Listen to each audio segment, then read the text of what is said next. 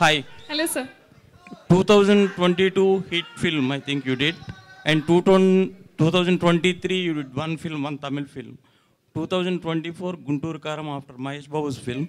Now you are signed more than half a dozen films. What is the secret? Sir, the secret is me signing films even last year. The No, last thing is year they're you all did. going on and on and on. But truthfully speaking, it is mostly, I think I'm fortunate enough to get the scripts and to be a part of films that truly are something that I've always wanted to be a part of. I've always been a huge fan of Mahesh Babu, sir.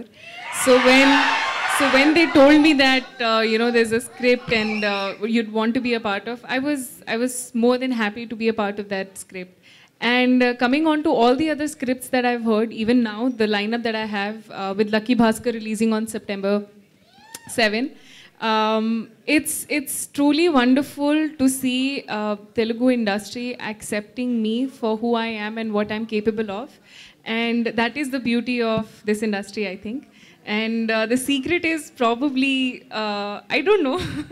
I just think I'm lucky and I'm very grateful, and it's truly a blessing to be where I am today.